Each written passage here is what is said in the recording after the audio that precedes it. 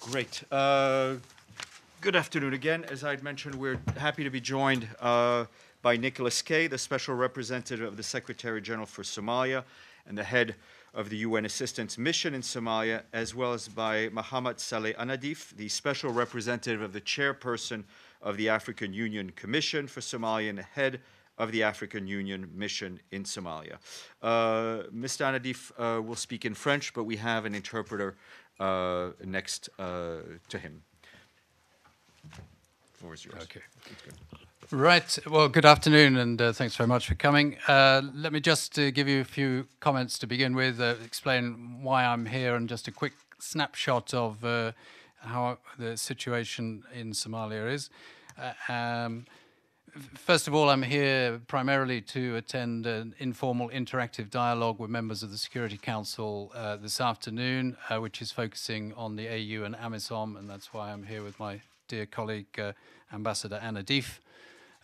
And then tomorrow, we're both here also to attend the promotion of the trust fund that the UN has established for support for the Somali National Army, the non-lethal logistics support package.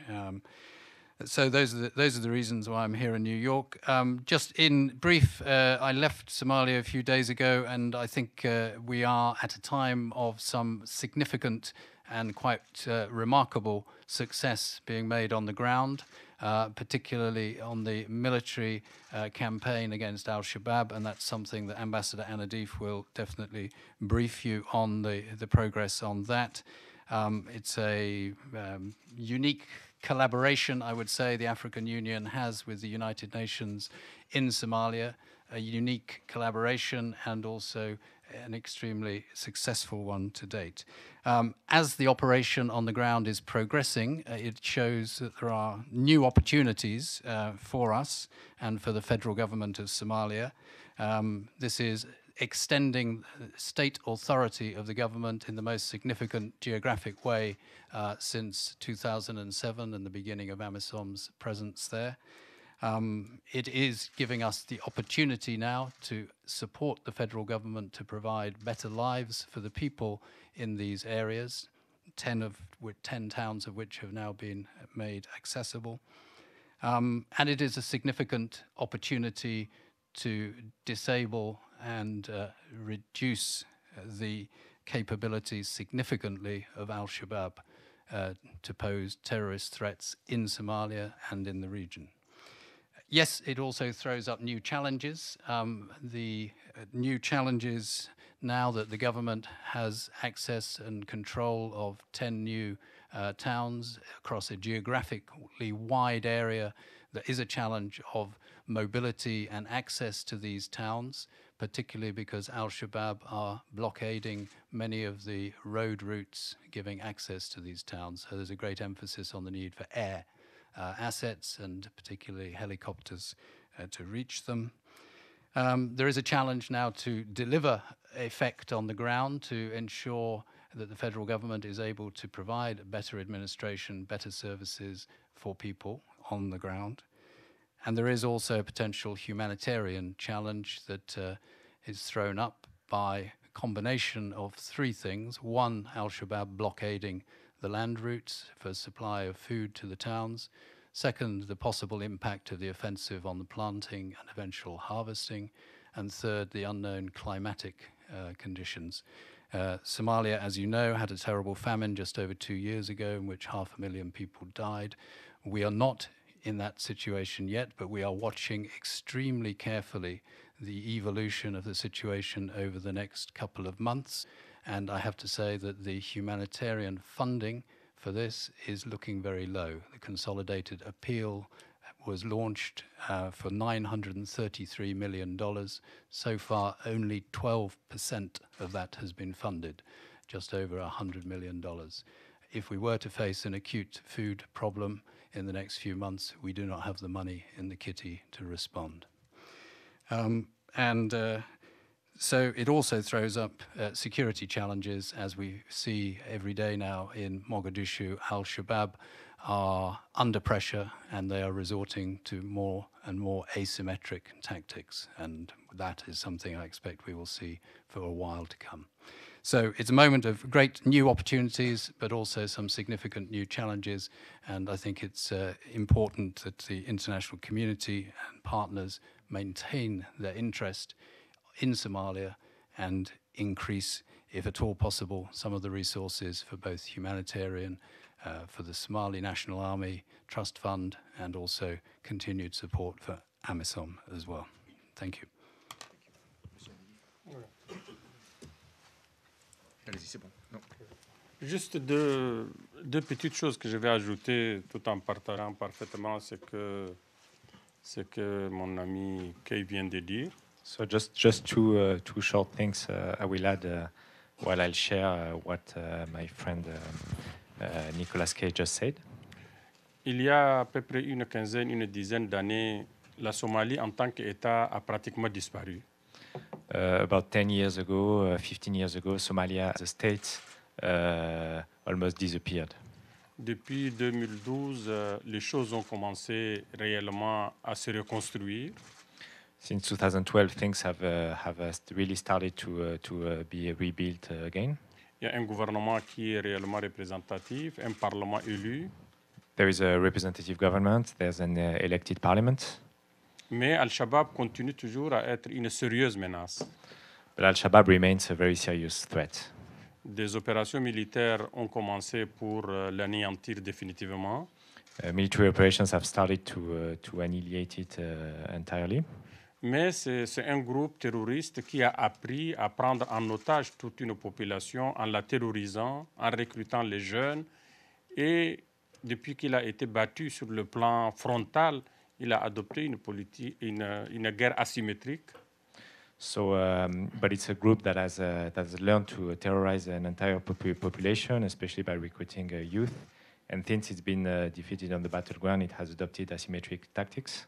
Mais grâce quand même à l'appui de la communauté internationale de façon générale, les Nations Unies, l'Union européenne et beaucoup de partenaires, les États-Unis, la Grande-Bretagne et beaucoup d'autres, il est en train d'être vaincu. But thanks to international support from the US, the European Union, and many others, it is being defeated. Et tout ce qu'on peut dire, c'est de pouvoir vraiment multiplier encore ce soutien à l'AMISOM et à la mission des Nations Unies. So we need to multiply this support to AMISOM and to the UN mission. Tout en interpellant les uns et les autres que, en tant que groupe terroriste, la réponse doit être collective au niveau international, mais aussi au niveau sous-régional pour le vaincre définitivement. While emphasizing that the answers has to be collective at the national level, but also at the sub-regional level. Merci à vous. Merci beaucoup. Pam? Good afternoon, Ambassador Annadif and SRSG. Mr. Kay, welcome on behalf of the UN Correspondents Association, and thank you for the briefing. My question, I'm from Pamela Falk from CBS News. My question is about two things. One was the president of Burundi visiting Somalia and to view their troops in AMISOM.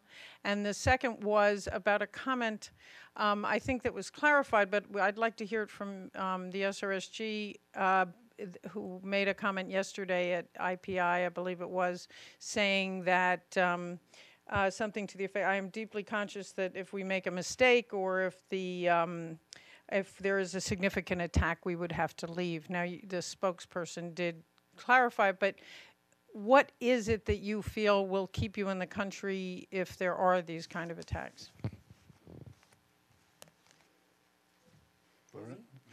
Burundi? Okay, Ambassador Annadif will take the Burundi question, and I'll take the second one.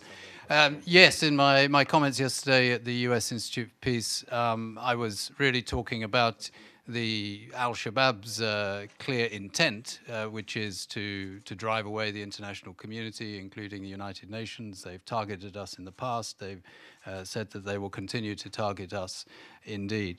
And yes, as a designated official responsible for the security of 1,200 UN personnel in Somalia, then it is a daily balance that I make as to trying to do our job and achieve our mission whilst keeping our staff safe.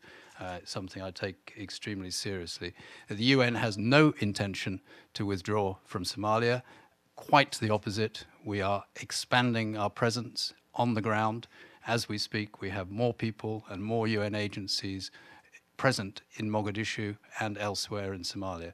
And I fully expect that that expansion and presence will continue. Our resolve is very, very strong. Oui, par rapport à la visite du président du Burundi, pour nous, au niveau de la MISOM, et je suis sûr que pour les autorités somaliennes, c'est un grand événement. C'est un grand événement parce que depuis l'accession au pouvoir du président Hassan Sheikh Mahmoud, il n'y a jamais eu un chef d'État qui a visité la Somalie. Deuxièmement, le Burundi est un des premiers pays qui a envoyé un contingent au niveau de la Somalie depuis 2007. Donc pour nous, c'est un signe d'encouragement, un signe de reconnaissance pour tout ce qui a été fait et surtout montrer à l'opinion internationale que la Somalie est fréquentable, comme je l'ai dit tout à l'heure, qu'il commence à revenir sur la scène internationale et qu'on peut visiter Mogadiscio malgré, évidemment, les risques sécuritaires qui existent. Et aujourd'hui, je ne connais pas un coin au monde où on peut dire que la sécurité est vraiment au risque zéro. Merci. So just regarding the visit of the President of Burundi, to say that it's a great event for the country. It's the first time a head of state visits Mogadishu since President Hassan Sheikh was elected, so it's a significant event. Burundi was one of the first countries to send a contingent to AMISOM, so it has a particular significance for the country.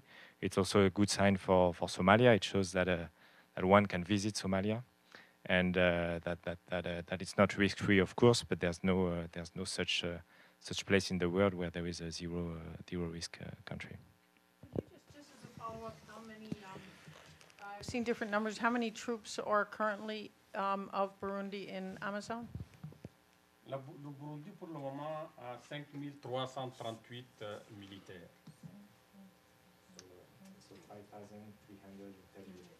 C'est le deuxième contingent après l'Ouganda. L'Ouganda a 6000 et quelques et le Burundi vient en deuxième position. Et ajouté à cela, à l'heure actuelle, le commandant de la force de la MISOM est un Burundais. So it's the second contingent from Rwanda, and AMISOM force commander is from Burundi as well. Thank you. CEO Pack from Scan News. Ambassador, you mentioned you only got 12% of what you were expecting on the budget.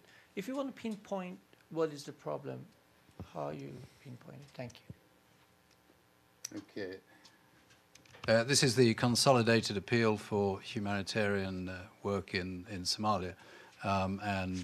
This is all the agencies, funds and programs putting together their consolidated requirements. 12%, 111 million has been found so far. Why is that response so low? I assume it's because the international community is faced with numerous crises at the moment and numerous demands upon their funds, Central African Republic, South Sudan, etc.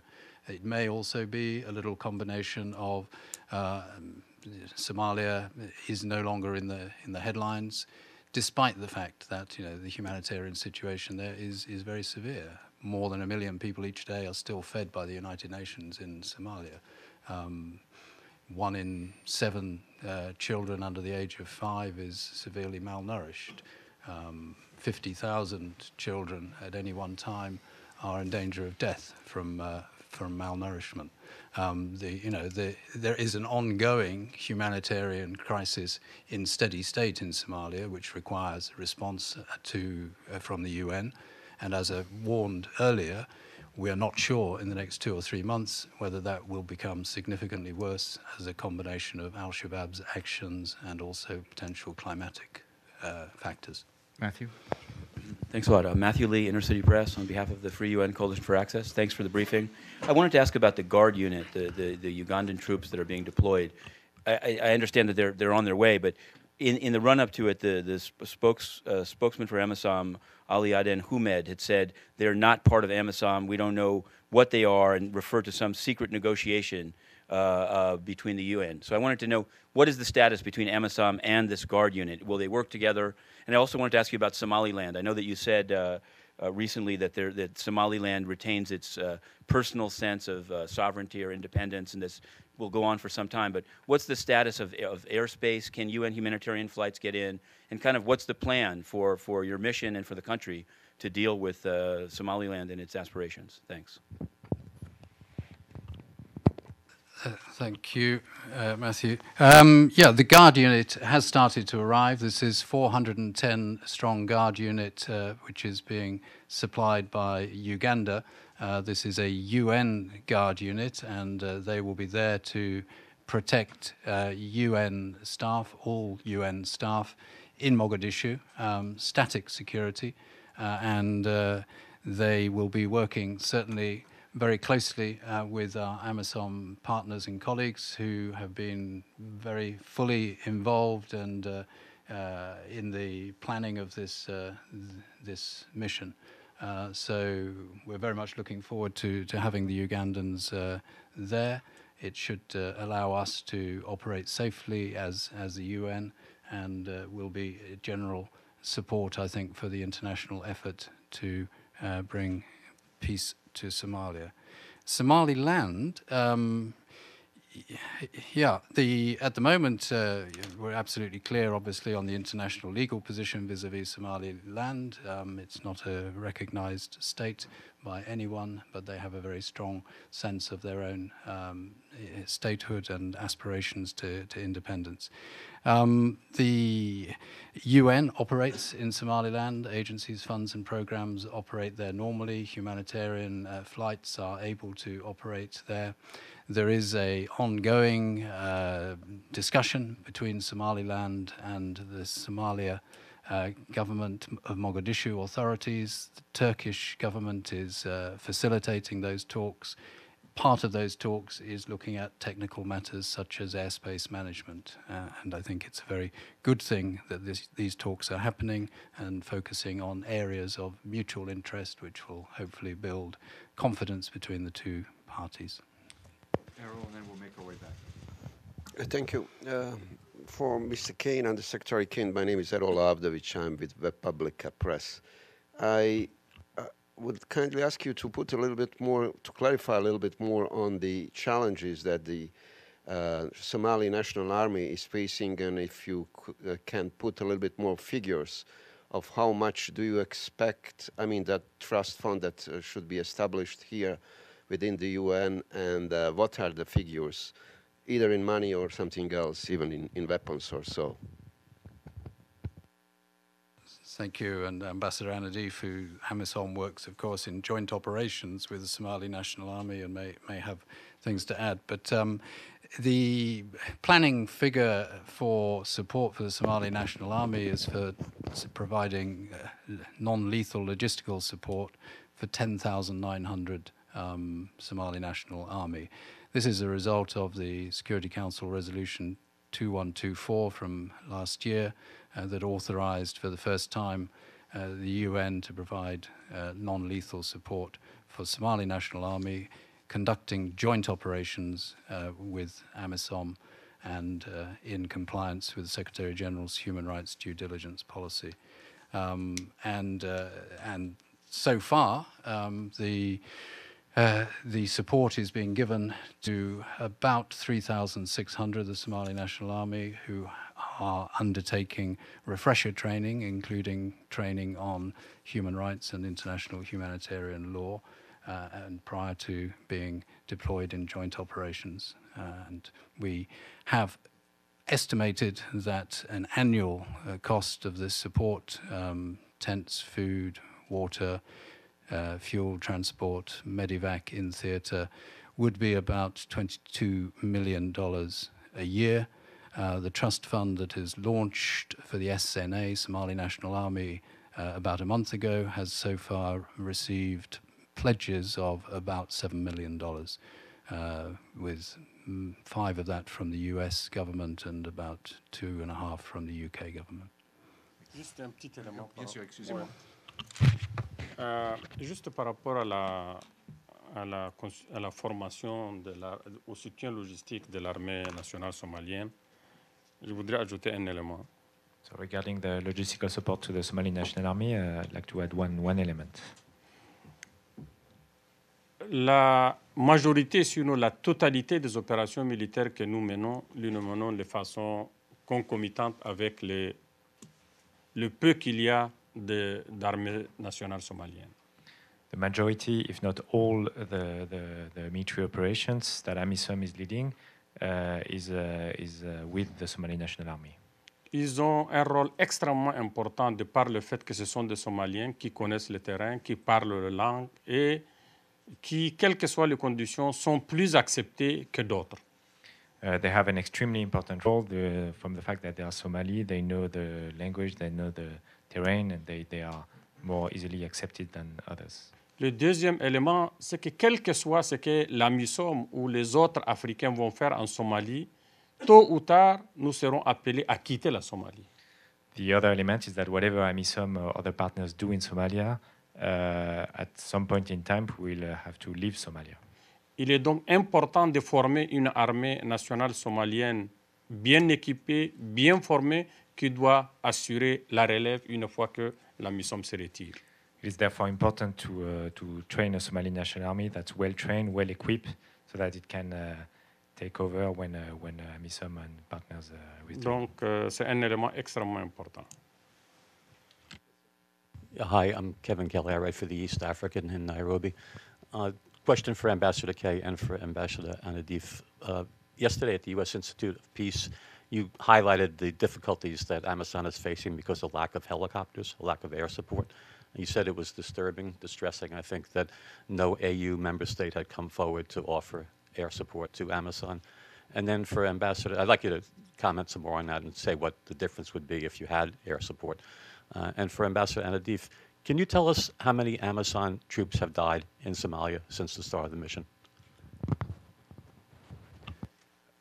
Okay, thank you. And I'm sure Ambassador Annadif will answer much more on the helicopters as well. But both of us have now, for many months, in every forum in which we meet, highlighted the fact that there are no military helicopters at all assigned to AMISOM for a mission which is a very complex peace enforcement mission in a country the size of Afghanistan. And the lack of military helicopters is having, I think, a severe impact upon the mission. The two areas in which they particularly would be useful and now even more vital is securing supply routes, and in the absence also of supply routes being secure, more utility helicopters for transporting logistics support to these far-spread areas which now AMISOM and the Somali National Army have captured. S'agissant des hélicoptères, je voudrais dire que vraiment c'est un grand défi. Et pour nous, au niveau de l'AMISOM, nous le disons, et je vais le dire tout à l'heure aux membres du Conseil de sécurité, que tant qu'on n'a pas des hélicoptères d'attaque, tout ce que nous sommes en train de faire peut être remis en cause. So regarding helicopters, just to mention that it's a major challenge for us, and we say it now, and I'll say it to the members of the Security Council later today, that as long as we don't have attack helicopters, everything we are doing is in danger of being reversed. J'ai interpellé tous les pays membres de l'Union africaine pour vraiment essayer de faire le maximum pour qu'on ait au moins 2 ou 3 hélicoptères. So I have engaged all the members of the African Union to do the maximum to have at least 2 or 3 helicopters. Mais je lance le même appel à toutes les autres bonnes volontés parce que ça ne limite pas. Le Conseil de sécurité a décidé qu'on puisse déployer des hélicoptères, mais il n'a pas dit que ça doit nécessairement venir de l'Afrique. So I launched an appeal to all the goodwill, because the Security Council doesn't specify that these helicopters have to come from an African Union member state. S'agissant des nombres de morts, j'avoue que nous n'avons pas l'habitude de donner des chiffres sur les nombres de morts. In terms of casualties, we don't usually give numbers for casualties. Mais nous avons une comptabilité, évidemment, au niveau de chaque pays contributeur de troupes. But we keep the numbers at the level of each troop contributing country. Il est évident qu'on ne peut pas faire une guerre de cette nature sans avoir de pertes humaines. We cannot wage a war of this nature without casualties. Merci. Monsieur Ongbo, and then Evelyn. Monsieur Mahamat, comment expliquez-vous le fait que les groupes armés sur le continent africain apparaissent beaucoup plus aptes, beaucoup plus armés que les forces nationales? Est-ce que vous avez cherché à attaquer le problème à sa racine pour mieux faire face à cette préoccupation plutôt que de rester dans les formats classiques de maintien de la paix?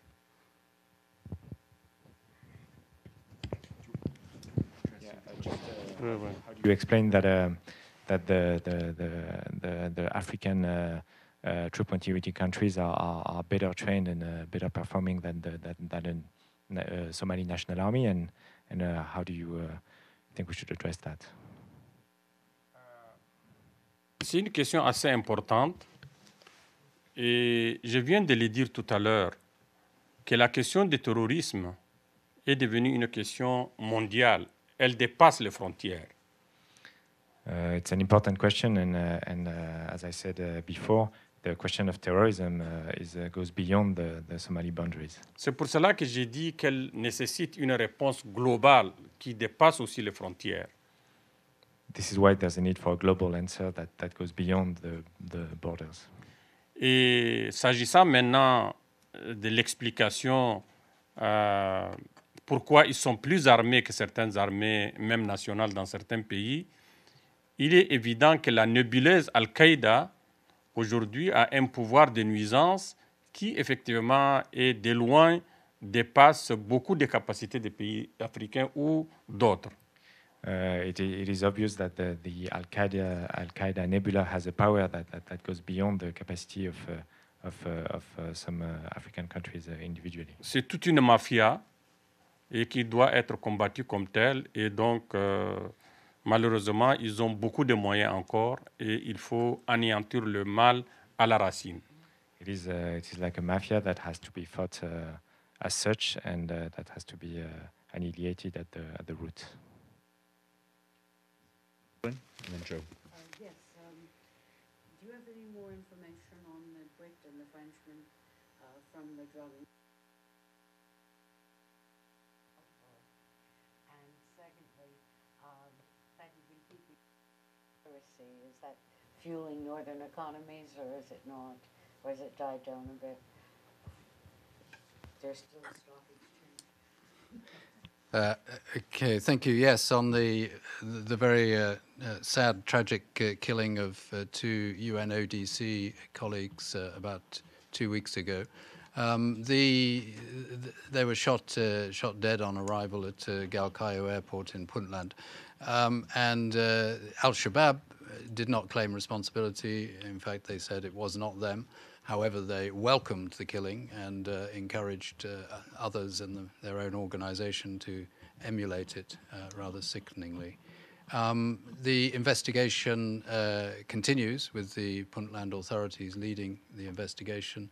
They've detained several people, and they are trying to get to the bottom of what the motivation behind this particular killing was. But it was not apparently an Al-Shabaab incident.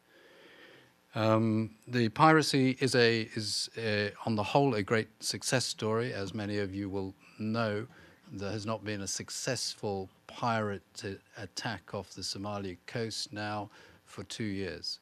Coming up, May 2012 was the last successful pirate attack. And I think this is a result of a very significant international cooperative effort, including countries in the region, but countries all over the world. A combination of enhanced security measures, enhanced shipping practices, but also better law enforcement on land and better judicial procedures for bringing pirates to justice. So a collective effort that is paying dividends. It's too soon to say that piracy has gone forever. The conditions that produced the piracy on land, extreme poverty, weak state institutions, weak rule of law, still prevail. And therefore, I think we need to remain vigilant and maintain the current posture, as well as enhancing our efforts on land to address some of the root causes. Thank you. Joe? Thank you, Stefan. You may not be getting the helicopters, and the humanitarian effort may be underfunded, but Al-Shabaab is getting weapons and financing. And the transitional government has accused in Yemen, Iran, Qatar, and Syria, although they seem to be engaged in their own problems at the moment. Can you confirm any of that? What can be done to name and shame, perhaps, these governments, put pressure on them, or are they self-financed in any way? Thank you. I'll allow also Ambassador Annadif, who's close to these issues. The funding and the position of Al-Shabaab, from what I understand, a lot of their funding comes from the taxes they levy locally, and quite a lot of that is taxes they levy on the illegal export of charcoal. And they therefore have depended on occupying and controlling towns and ports for their revenue. As the offensive continues and they have less towns that they control, then this will have an impact on their revenue. And if they are denied control of some of the ports, this will have a significant impact on their revenue as well. Somalia Eritrea Monitoring Group reports very thoroughly, as you well know, on the financing and funding of Al-Shabaab, as well as the application of the arms embargo and charcoal embargo, and I commend their reports to you.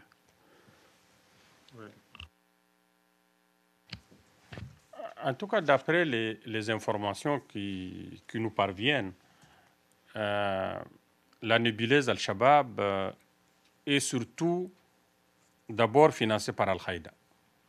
From the information that we have, the Al-Shabaab nebula is primarily financed by Al-Qaïda. Deuxièmement, il y a cette question des trafics illicites de charbon, comme l'a dit l'ambassadeur Kay. Mais il y a un élément extrêmement important qu'on ignore souvent, c'est que Al-Shabaab terrorise les Somaliens à l'intérieur pour leur extorquer de fonds. Et tout commerçant somalien vivant en Somalie ou ayant des biens en Somalie, mais vivant aussi à l'extérieur, on lui impose de payer une certaine somme si on ne veut pas qu'on attaque son immeuble, s'il ne veut pas qu'on attaque ses camions de transport, s'il ne veut pas qu'on assassine des membres de sa famille. Et donc, il extorque des fonds chez des Somaliens qui font du commerce ou qui vivent à l'extérieur. Et donc, sous la menace, les assassinats ciblés, sous la menace des éliminations physiques, c'est tout ça aussi qui finance Al-Shabaab. So, I mean, secondly, there is the question of illegal traffics, like SRCC Kate mentioned, especially charcoal. But one important element also is that Al-Shabaab terrorizes the population to get funding, and this includes the Somali inside Somalia and Somalis outside Somalia as well, with all sorts of blackmail that have to do with the threats of assassinations or of destruction of property, that forces them to fund Al-Shabaab in order to protect themselves from this threat. So as a follow-up, there is no foreign financing, and the charcoal embargo, we see what sanctions have done to Iran. This embargo clearly is not working very well. Why is that?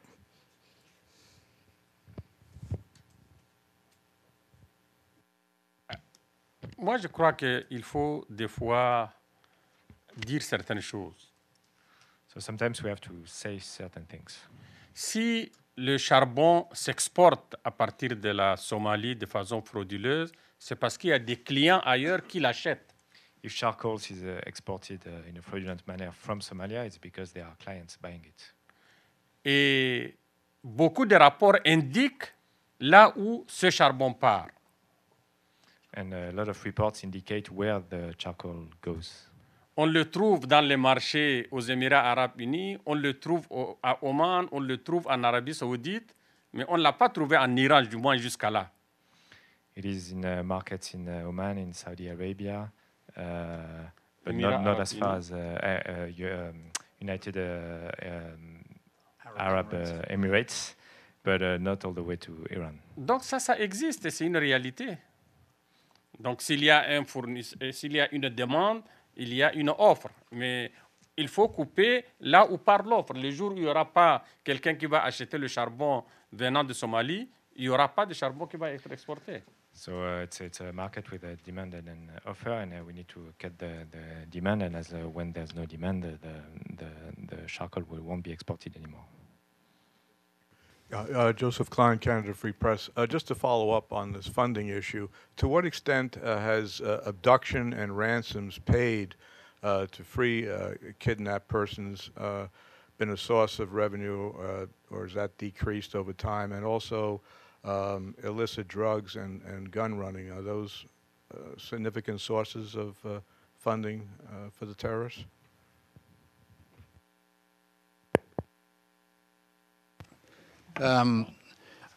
It wouldn't surprise me if some of the things you mentioned have been part of the financing and funding of Al-Shabaab and Al-Qaeda globally. Yes, I mean, this will be a factor. The links between piracy and Al-Shabaab have never been very clear. I mean, the piracy activity has been a sort of organized criminal activity happening in northeast Somalia largely, and without very evident direct links to Al-Shabaab at all. And of course it's the ransoms, particularly for piracy, that were extremely lucrative for a while. Did some of that money ever filter through to Al-Shabaab? I imagine it probably did some ways, but it wasn't a direct Al-Shabaab business enterprise. But as I say, that's significantly reduced now with no successful pirated ships for 2 years. Matthew, and then we have to wrap it up. Sure. Thanks. So I wanted to ask you about the sanctions regime. I mean, there was the most recent public report of the Somalian Eritrea Monitoring Group had talked about a variety of, including Western donors, and that there were some problems in the way that weapons were being imported, recorded. And I wanted to know what steps have been taken since that report to fix that up. And also there was a letter from the government of Somalia seeking the ouster of the head of the committee of the monitoring group. And I wanted to know, do you know, where does it stand in terms of the current sanctions on the country and AMISOM's compliance, donors' compliance? Have things improved? Thank you. And the Security Council resolution, I think 2142, back at the beginning of March, has renewed the partial lifting of the arms embargo for 7 months, and as part of that has also required the Secretary General to report to the Council with recommendations about how, in the interim period, the 7 months coming, we can improve certain things. And essentially the certain things are around the accuracy of the information that is available. So more accurate, detailed notifications from Somalia about what exactly it is importing is important. More detailed information from the Somali federal government about how and where these weapons and ammunition are being stored is important.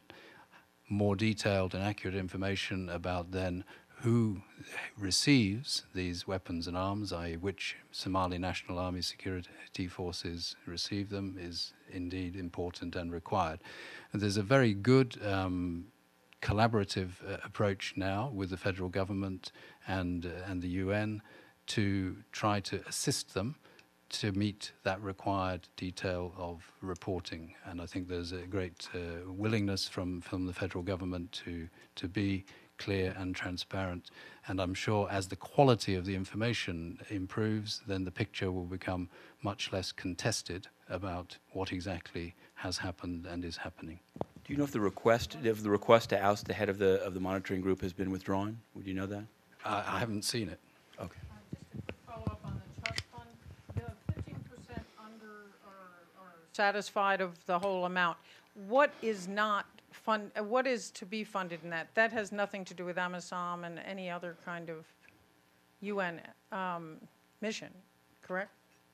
The Somali National Army Trust Fund that I mentioned is a UN-operated trust fund which will finance the food, water, transport, medical care, and tentage for the Somali National Army. Okay. That's the one which has received so far only about $7 million, but which we estimate needs about $22 million for the year.